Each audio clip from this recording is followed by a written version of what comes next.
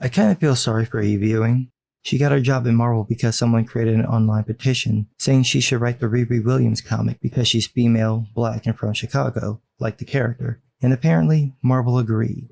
Eve proved the critics wrong with her opening issue of Ironheart, but the series got no attention from the far left Twitterati, who didn't see that coming, and Eve's writing drifted into that it's aight level. Her books aren't bad, but they're not great or memorable. Her style is more suited for young adult novels rather than comics. I think she'd be better at that, and definitely more successful since YA novels actually have a pulse, unlike mainstream comics. One of the criticisms of Eve Ewing was that she didn't have any history or apparent knowledge of comics. This is actually one of the main criticisms against most of the far-left diversity hires. These people don't really seem to know much about the industry from a lore perspective, which often ends up with them telling a story that's been told dozens of times without adding anything to it. This is how we end up with Marvel's Outlawed. From Newsarama, quote, Marvel's teen superheroes are about to experience a whole different side of what it means to be a hero in the Marvel Universe, when the coalition of older heroes attempts to make it illegal to be a teen vigilante. We already did that. Starting in Outlawed by Eve Ewing and artist Kim Jacinto, Marvel's teen heroes, led by the Champions, will be subjected to Kamala's Law, legislation designed to prevent teens crime fighting. We already did that. Newsarama spoke with Ewing ahead of Outlawed's March 18 release to find out more about the philosophy behind the one-shot, including what it will mean for Marvel's teen heroes, how it carries on the tradition started by Civil War without repeating any tricks, and how it leads into the next era of champions. Jesus.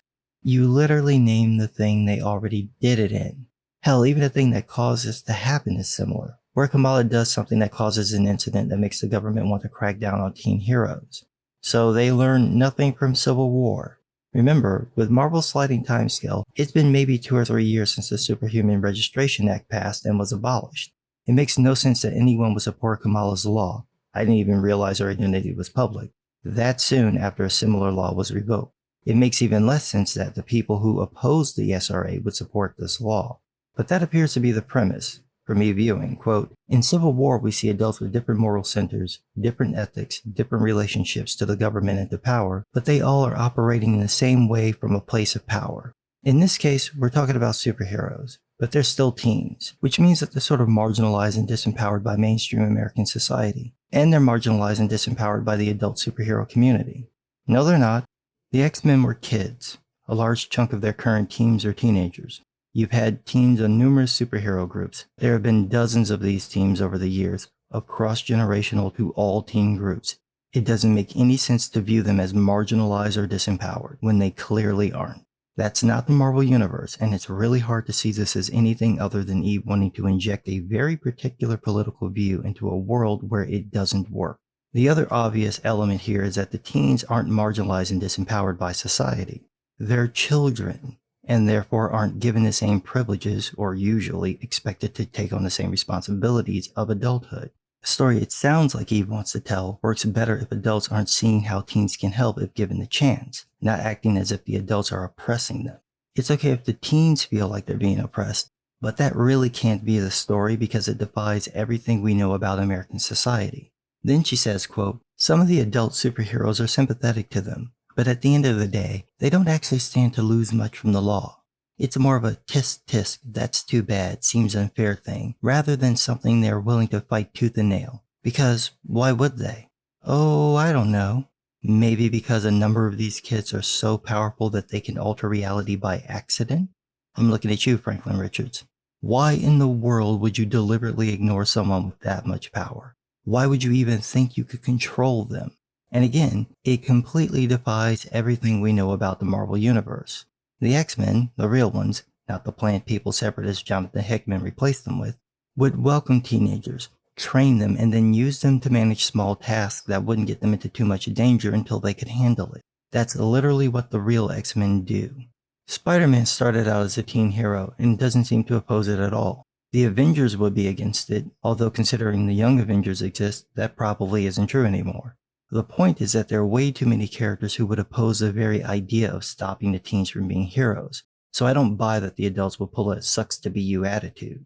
So, since this defies all internal Marvel lore, why in the world would Eve want to tell this story? As she explains, quote, I also hope this run will appeal to some of our readers who were literally like 3 years old when Civil War happened. and maybe we can have some intergenerational conversations among fans about where we see similar and divergent themes.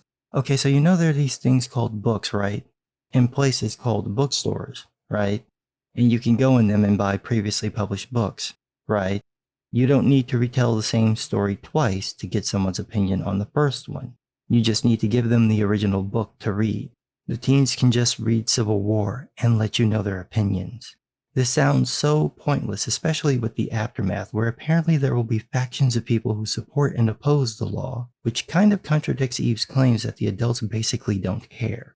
But then that's not really what she's interested in. Quote, I'm not so much interested in the whole, there are two sides, which one are you on thing. I'm more interested in, let's say you have a certain political stance on something you believe to your core, and there's a friend with you, someone you deeply love and care for, and you want the best for them, and you see that they have a different perspective, not because they're bad or they're unintelligent or need to be convinced, but because they're actually a different human with a different life. That means they'll be differently impacted by whatever happens. What do you do then? So you're literally trying to tell a story about how people relate to each other. Fuck me. And you choose to do this by having teen heroes outlawed. Oh my god. I feel like my brain is slipping out my fucking nose. Eve, you're in the Marvel Universe. The fucking X-Men have turned into terrorist racial separatists. There are mutants on the Champions. There's your conflict. You don't have to try to do some half-assed Civil War in one comic. Oh yeah, it's a one-shot, because that's all the time you need. Civil War spanned dozens of titles over a year, but for this, 60 pages is good enough. And then, as if the premise wasn't ridiculous enough, Eve adds, quote, this is less a story of the teens going to war with each other, as much as trying to figure out how to care for each other across real difference in an environment of terror. Terror? What are they, in an Ignited comic? What the fuck are you talking about? You're so woke your ass is about to fall through your third eye. Nothing you've said makes any sense. The We're Being Hunted story has already been told in Marvel, and with all due respect, by better writers with significantly more pages. Why are you retreading the same idea for the umpteenth time? So, there's gotta be a point to this beyond crazy shit like, quote, I think the theme is that while it's easy to call for a revolution or easy to say you're fighting for something, when it comes down to it, there's rarely one clear path to get where you're going, and you have to figure out what values you really share with the person alongside you.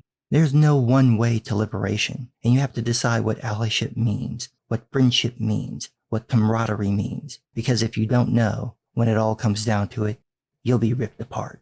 I'm sure that was English, and I'm also sure I don't know what the fuck that meant. It's like the woke have literally ran out of ideas. They've worn out all the other identity groups, so now they're going to pretend that being a teenager is oppression. To the teenager, yeah, that's what they think. In reality, it's not, and to try to turn this into a Marvel event is just silly. This sounds like it's gonna be a mess. Marvel 2020. We're gonna take all our mediocre stories from the last decade and redo them. Badly. But what do I know? I'm just some guy.